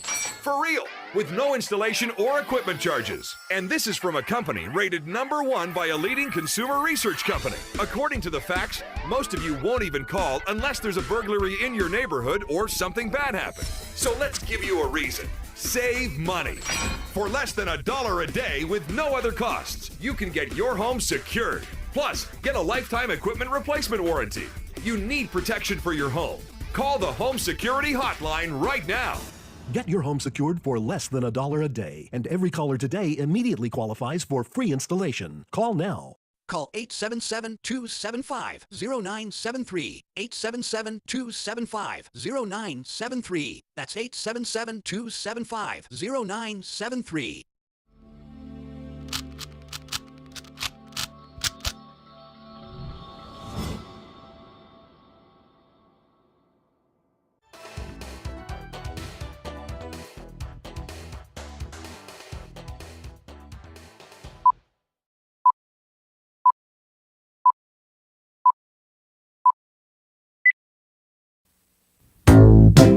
This is the Wells Report. I'm John David Wells. Last night's Republican primary debate for presidential candidates was good. Best one so far. Had nothing to do with NBC. It had to do with the fact that the actual candidates themselves are settling into trying to be the president of the United States, as opposed to trying to have a flinging food fight that is boring, counterproductive, and makes them all look like idiots. That did not happen. Vivek Ramaswamy is a serious guy. He is somebody who is essentially taking his gloves off. David Mark, a CNN columnist, an opinion columnist, said the pugilistic populist version of Vivek Ramaswamy has returned. Gone from the Republican presidential debate stage in Miami was the humble and contrite Vivek Ramaswamy of the second debate. The wealthy biotech entrepreneur was back to playing the pugilistic populist. Yeah. A Donald Trump-like character of sorts, a position repeatedly left open since the former president and 2024 GOP frontrunner has skipped all three debates. Ramaswamy threw verbal jabs in all directions, including at Republican National Committee Chairwoman Ronna McDaniel. The broad Republican losses during her tenure in the job beginning in 2017, that was the basis for his commentary. And that came with Tuesday's largely desultory off-year election results for Republicans fresh in mind. By the way, let's make that a little clear here. So once again, you're seeing a lot of media spin regarding yesterday's elections. Here in Texas, the Republican Party did fine. And in most down-ballot races, not necessarily the high-profile races of governor, et cetera, state house in Virginia, and so on, and Ohio. Those were three very, shall we say, narrow races. The Virginia Democrat takeover of the House of Delegates, that was a surprise. But down ballot, the Republicans did very, very well in most places around the state. It's somebody said something like, well, okay, so we won 2/3 of the elections. That's still a win. It is. However, that being said, there is room to look at the Republican Party and find it wanting, and that is what Ramaswamy did, and that's on time. Ronna McDaniel is a neocon. She is a moderate Republican. She has an outsized role in who takes part in these debates, thus an outside role in who is determined to be people we can vote for. Donald Trump, the runaway leader in this race, has had nothing to do with the Republican Party in these debates. And that sets a very clear course for the former president. I would say that if indeed the Republican Party decides to get extremely, shall we say, froggy with their presidential contenders, very much like the Democrats did when they set aside Bernie Sanders, who was winning the primary race. They set him aside mechanically. It had nothing to do with the people of the Democrat Party, certainly not primary voters, because those primary voters wanted to be socialists. They wanted Bernie Sanders to lead them there. The Democrat Party, noticing that they were about to fall off of a cliff, decided to do away with Bernie Sanders. And that's how we got President Joe Biden. I don't believe that that's going to happen with the Republican Party. I believe that the Republican Party would go down with the ship if they could to set aside Donald Trump. And the guy right behind Donald Trump on this particular score, Vivek Ramaswamy. The Republican Party is changing. The Republican Party leadership hasn't figured it out yet. And there's no reason for them not to have figured it out. Everything changed in 2016. It changed earlier than that, but let's just say that 2016 was the actual turning point. Ronna McDaniel is past tense. She needs to go. She does. And the Republicans that believe as Ronna McDaniel does, they need to go too. But who will take their place? And I'm looking at you when I say that, because if not you, then who? Telephone number is 817-379-2172. 817-379-2172. Use it.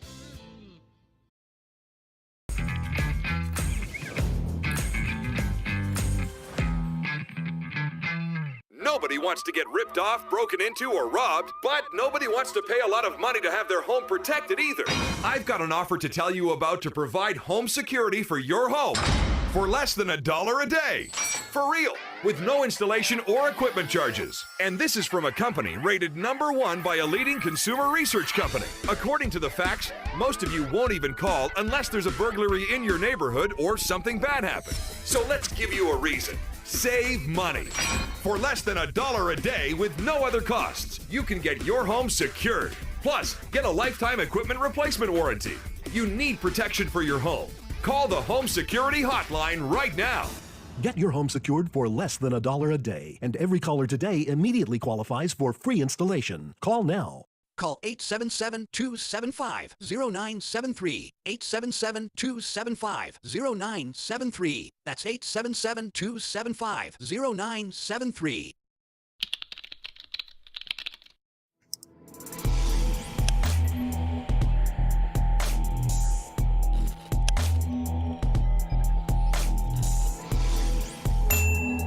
If you're living with diabetes and using insulin, you know the pain of pricking your fingers over and over again. By wearing a small device called a continuous glucose monitor, or CGM, you can reduce the pain of pricking your fingers right away. If you use insulin daily, you might be eligible to get your own continuous glucose monitor. So call the US Med Diabetic Health Hotline today and learn about the latest CGM technology. Not only can a CGM immediately reduce pain, it's accurate, easy to use, and helps you make better diabetes treatment decisions. And if you have Medicare or private insurance, you can see if you qualify for a CGM at little or no out-of-pocket cost. We'll also provide free shipping of your new CGM, and we'll bill your insurance company for you. If you use insulin daily, you might be eligible to get your own continuous glucose monitor. So call the US Med Diabetic Health Hotline to see if you qualify for a CGM at little to no out-of-pocket cost. How would you like to get high-speed internet for your home for less than $2 a day? That's right, for about $50 a month, you'll get lightning fast internet. Are you paying less than $50 a month right now for your internet? Then call Whole Home Connect right now for blazing fast internet at $50 a month with no price increases, no hidden fees, no contracts, no equipment fees. It's a great deal. And guess what? You can try it for 15 days. If you don't like it, you get your money back, but you're gonna love it, and you're gonna love the price. Internet for your home for $50 a month. That's less than $2 a day. Plus, no contracts, no equipment fees, and our 15-day guarantee. Call now. Call 866-245-6155. That's 866-245-6155. Again, 866-245-6155. 866-245-6155.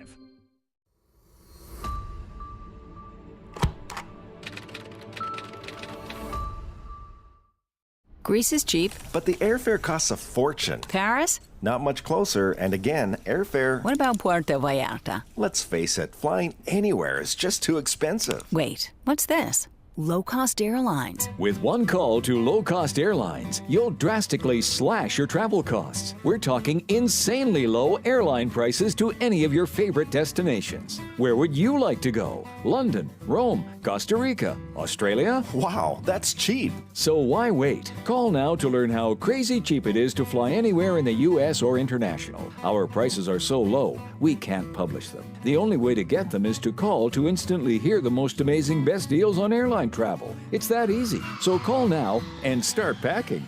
Call 877-512-3895. That's 877-512-3895.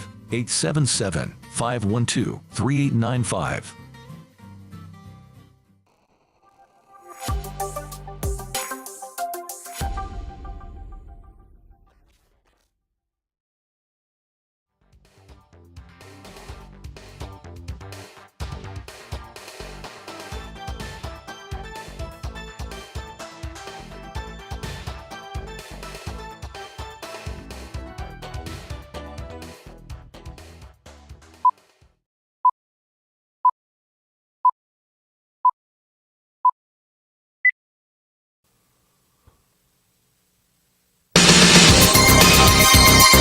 News, analysis, commentary, and debate.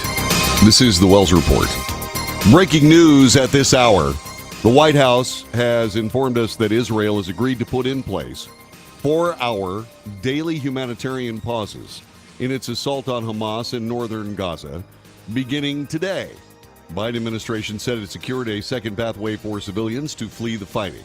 This is very good. President Joe Biden has asked Israeli Prime Minister Benjamin Netanyahu to institute the daily pauses during a call Monday. U.S. National Security Council spokesperson John Kirby said that the first humanitarian pause would be announced today, and that Israel had committed to announcing each 4-hour window at least 3 hours in advance. Israel, he said, was also opening a second corridor for civilians to flee the areas that are the current focus of their military campaign in Hamas, with a coastal road joining the territory's main north-south highway. President Biden also told reporters he had asked the Israelis for a pause longer than 3 days during negotiations over the release of some hostages held by Hamas, though he said there was no possibility of a general ceasefire. Asked if he was frustrated by Netanyahu over the delays instituting humanitarian pauses, Biden said it's taken a little longer than I had hoped. Well, you know, that's something that Benjamin Netanyahu is going to be responsible for, and that's all there is. Israel has to take care of their business. What they have to do is they have to essentially sweep the entire Gaza Strip of Hamas operatives. They simply have to. And they also have to have a pathway for people who do not want to be a part of the current conflict to get out of that particular territory. And Israel has done that. This is a good thing. This is a good thing. There will be 20 hours of combat between Hamas and the IDF. Something tells me that one of the first things we're going to see, and mark this down, as soon as there is a meaningful exodus from the Gaza Strip by people who don't want to be anywhere near the fighting, Hamas will start attacking IDF forces during the ceasefire or the stand down in order to try to create more civilian casualties. I'm sure that this is going to happen because, once again, it's all well and good for the White House and Benjamin Netanyahu to come together for these 4-hour humanitarian pauses. On the other hand, did anybody ask Hamas? There's no reason to. We know what Hamas is going to do. But I'll just put that marker down on the table and we'll see what happens. We'll see what happens. But that is breaking news. Other war updates. Things are getting, shall we say, a bit exciting when it comes to U.S. involvement in the area. Defense Secretary Lloyd Austin said in a statement 2 F-15 fighter jets conducted an operation against a weapons storage facility used by Iran's Islamic Revolutionary Guard Corps, the IRGC, and its allies. This is USA Today copy. This is their story. And nowhere in it does it mention Hezbollah. Hezbollah is the organization that F-15s have struck. Why they don't want to say Hezbollah, I don't know. But the people writing this story carefully write around the fact that, yeah, Iran-backed Hezbollah is being struck by U.S. fighter jets. 2 of them, in fact. The Defense Secretary, Lloyd Austin, went on to say this precision self-defense strike is in response to a series of attacks against U.S. personnel in Iraq and Syria by IRGC Quds Force affiliates. It's Hezbollah. This is the second time in less than 2 weeks that the U.S. has bombed facilities used by militant groups, many operating under the umbrella of the Islamic resistance in Iraq, which U.S. officials say have carried out at least 40 such attacks in the region since October 17th. Sunday, Secretary of State Antony Blinken made an unannounced stop in Baghdad and said he discussed the topic of the repeated aggression from militias with Iraqi Prime Minister Mohammed Shia al-Sudani. The United States is fully prepared to take further necessary measures to protect our people and our facilities, said Austin. We urge against any escalation. U.S. personnel will continue to conduct counter-ISIS missions in Iraq and Syria. Earlier yesterday, Yemen's Houthi rebels say they shot down a U.S. drone flying in Yemeni airspace. The Defense Department has not yet commented, but a senior U.S. official speaking to the Associated Press on condition of anonymity said that the drone was indeed downed and that the military is studying the incident. That's a high-dollar piece of gear, very much unlike the other drone that was captured by Iran, which I think was basically a fake. This is the real deal, and that it was the Houthi rebels, or the Houthi rebels, say that the drone was in their airspace. I would be surprised if that was the case. But once again, there are certain incongruities in this reporting. Don't know why these incongruities exist. I don't know why they're dancing around the fact that Hezbollah just got hit by F-15s. I don't understand what the real problems are in that. And I'm also rather surprised that that we're not hearing more about how the Reaper drone that was shot down is just something that the military is studying. Excuse me? If indeed it was in Yemeni airspace, no harm, no foul. You get to shoot that down. But if it was outside Yemeni airspace, that's an act of war. Now, the question is just exactly how come that's not clarified? Probably because I'm not there asking questions. Other developments in the war: Israel's intelligence agency and Brazilian security services combined to thwart a plot by Hezbollah to attack Jews in Brazil. This being reported by Reuters. It cited the Israeli Prime Minister's office. Brazilian police said they arrested 2 people on terrorism charges in Sao Paulo. The World Health Organization said it's made a second delivery of emergency medical supplies and medicines to Gaza City's Al-Shifa hospital despite relentless bombardments. The agency described the medical conditions at the hospital, Gaza's largest, as disastrous. Israel says Hamas uses the facility as a shield for its command center. Absolutely. Absolutely correct. And that's what all of these soldiers going through the Gaza Strip are going to take care of. We are going to see the infrastructure of Hamas in places that prove war crime, the use of civilians and civilian facilities as shields for what is undeniably terror activity. An Israeli fighter jet killed the head of a weapons and industries for Hamas, according to the the Israeli military. Mossa Abu Zina was an expert in developing strategic weapons and rockets.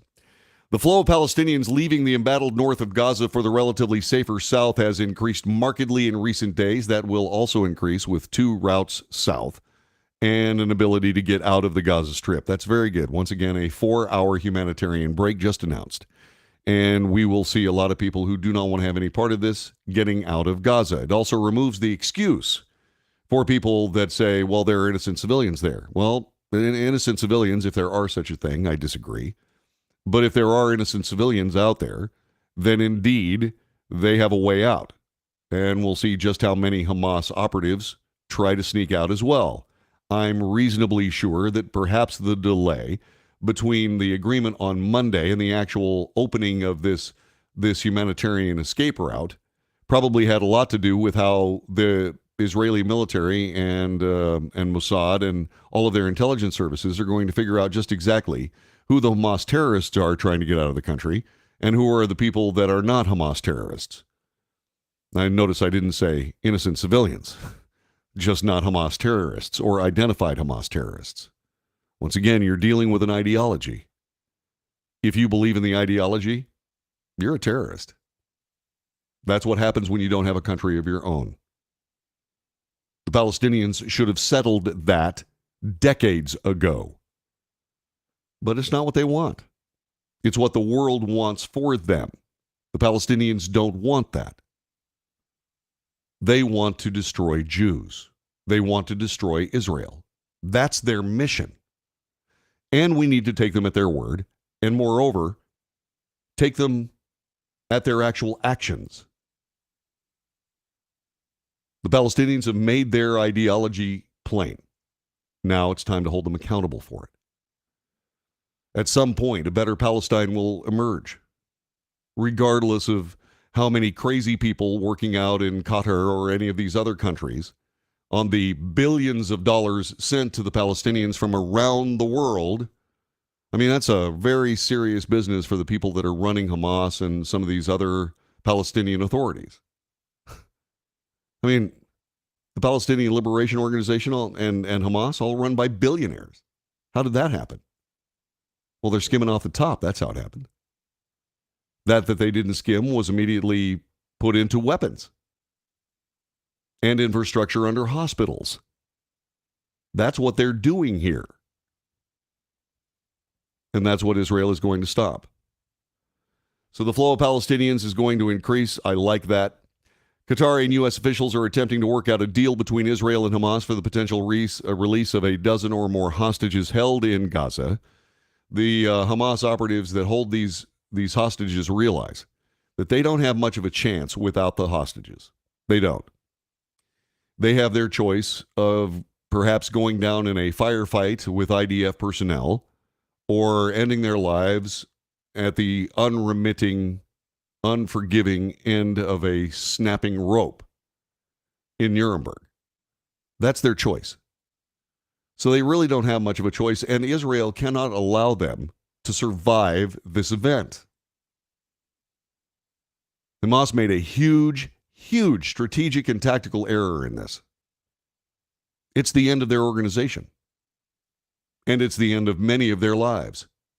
Whether it's in a firefight or whether it's in the midst of a hangman's noose. That's it. So this is going to be difficult. I would suspect that most of them will choose to fight it out.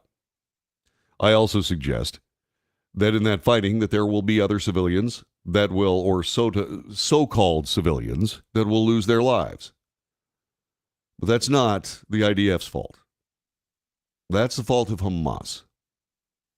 I fear for these hostages. I do. And I'm sure there are organizations that are having conversations with Hamas leadership saying, if you give us the hostages, if we give you our hostages, you have to keep us from getting killed. And nobody's going to make that deal. And even if they do make that deal, I doubt very sincerely that they're going to survive the winter. And they know it. Like I said, a huge strategic mistake on the part of Hamas.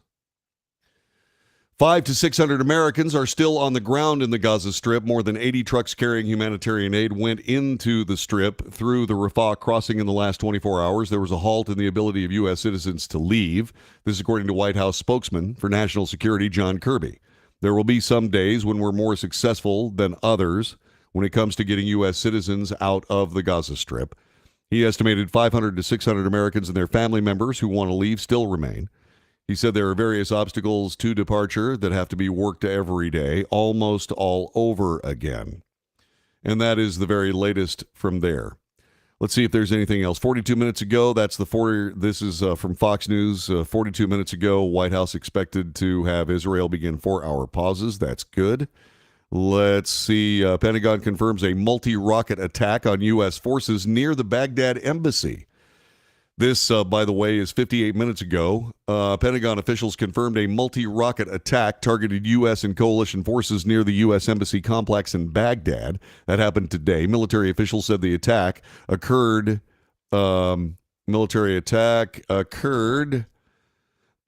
Today or yesterday. No injuries or damage to the infrastructure had been reported. It was the 42nd attack on U.S. forces on Iraq and Syria.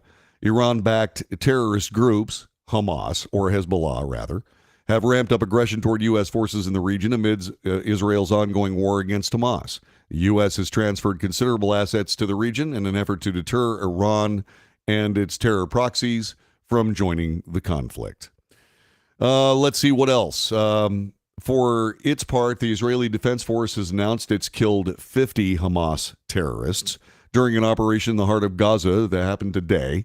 IDF spokesperson Daniel Hagari said the Israeli division that had been operating in Gaza City for several days. The city is both the heart of the Gaza Strip and a key command structure for Hamas. Division 162 has been operating in recent days in the center of Gaza City in the area of the security quarter of the Hamas organization. The Givati Brigade has eliminated over 50 terrorists. In addition to those 50 terrorists, Israel said intelligence documents found in a number of significant tunnel shafts, factories for the production of anti-tank missiles and anti-aircraft launchers, were destroyed. The IDF says Gaza City played host to Hamas's Central Intelligence Headquarters as well as its Air Defense Headquarters. That's the very latest on the Israeli-Hamas war. Coming up in just a couple of moments, going to spend a little bit of time talking about the mainstream media and how they cover this war and just exactly how that coverage has shifted as the war has continued. We'll have that for you coming up in just a couple of moments. Telephone number is 817-379-2172. 817-379-2172. Our chat room is going. Let's see. Deeper meanings. Not sure what I said that you took as offensive. Oh, that's something else. Society wants government to take care of them because they're too lazy to take care of themselves. As far as your income, enjoy your tax burden. Okay. Let's see. Deeper meanings. I take more than a month. Make more. Okay. They're getting into a whizzing contest on the old chat room. Always fun. Not. This is the Wells Report. Telephone number 817-379-2172. Back with more coming up in just a moment.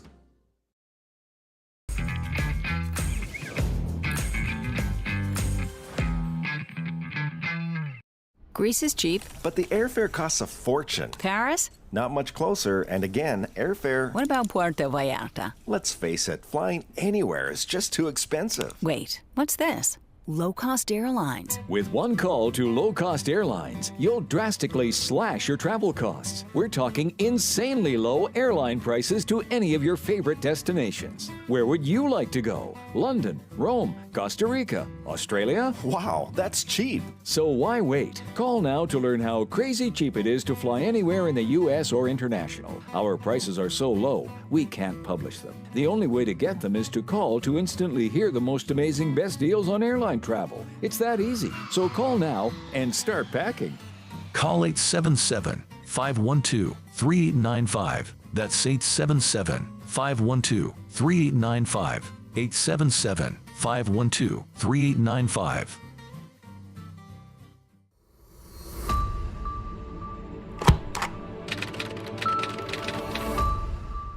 How would you like to get high-speed internet for your home for less than $2 a day? That's right, for about $50 a month, you'll get lightning-fast internet. Are you paying less than $50 a month right now for your internet? Then call Whole Home Connect right now for blazing fast internet at $50 a month with no price increases, no hidden fees, no contracts, no equipment fees. It's a great deal. And guess what? You can try it for 15 days. If you don't like it, you get your money back, but you're gonna love it, and you're gonna love the price. Internet for your home for $50 a month. That's less than $2 a day. Plus, no contracts, no equipment fees, and our 15-day guarantee. Call now. Call 866-245-6155. That's 866-245-6155. Again, 866-245-6155.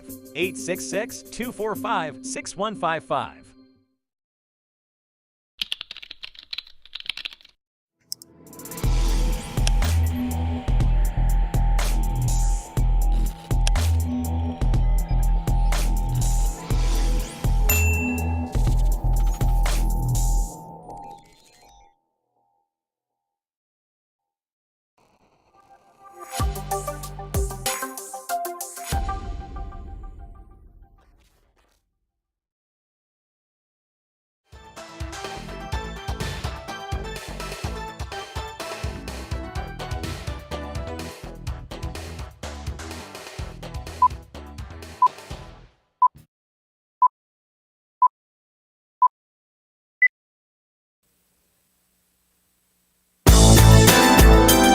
This is the Wells Report. My name is John David Wells. Our telephone number 817-379-2172. The chat room, Facebook, YouTube, X, Twitch, Rumble, Patreon. Join us. So there is one thing I do every weekend. I watch Media Buzz with Howard Kurtz on the Fox News channel. The reason is because it is the best media analysis show on national television. Unfortunately, it's the only one. But Howard Kurtz is brilliant. Howard is fantastic.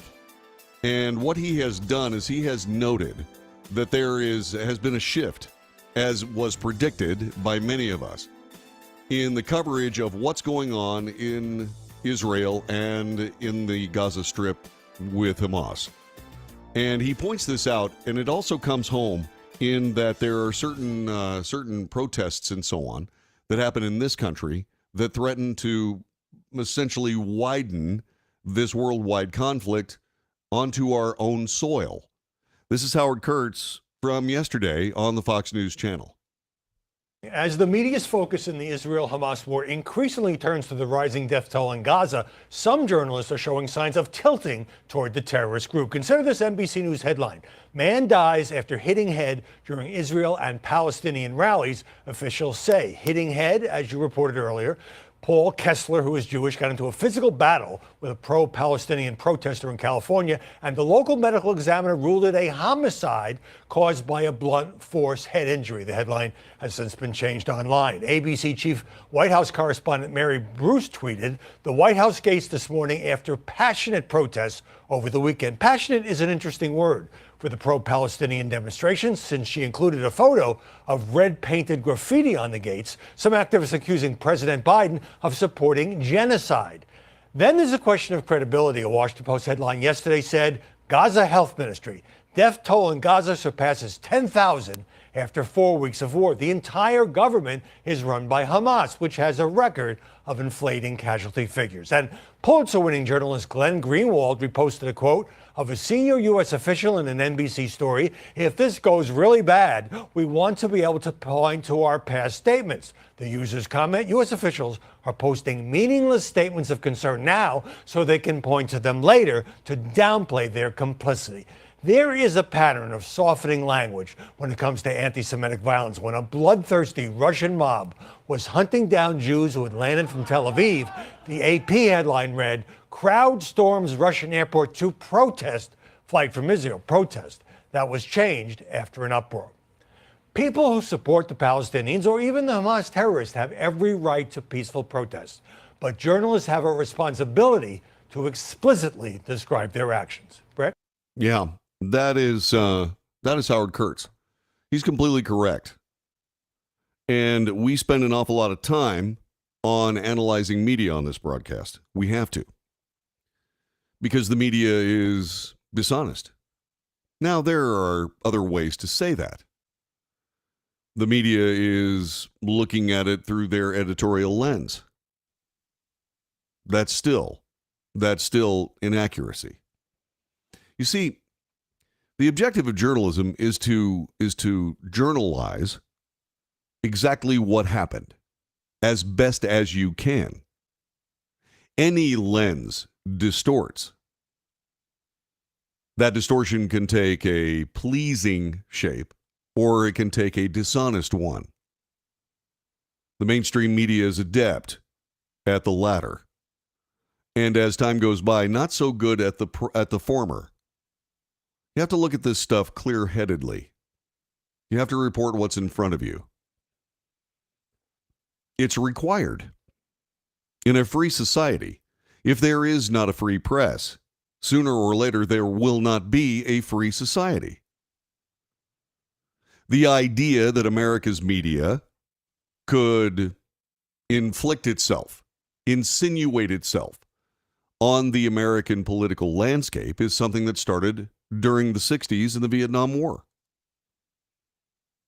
The news industry realized not only could they tell the story, they could tell a story. And they could tailor that story to what they considered to be their most important goal, which was not to accurately report the news, but was to use the news to affect what they considered to be a better change for a better society. In other words, politics. It's gotten worse every decade. Even when the mainstream media is proven to be wrong, even when they are proven to have lied, they are unapologetic. Last night, a Republican presidential primary debate was moderated by a network that flat reported untruth regarding Russian collusion during the Trump administration. And yet they're still involved in the political discourse, especially when Republicans are trying to pick their next candidate. It seems to me that what you're doing is you're giving NBC an opportunity to call the field as they see fit, to be able to have an NBC qualified Republican presidential candidate so that they can tear them down later so the Democrat wins? Like I said, honest reporting is essential to a free society. And we don't have that now, except here on the Wells Report. The executive producer of this broadcast is Dirk Steele. Our associate producer and publicist is Jube Dankworth. You find her at netmediaconsultants.com. It's a small little broadcast, but I'm proud of it. My name's John David Wells. See you tomorrow for another edition of the Wells Report.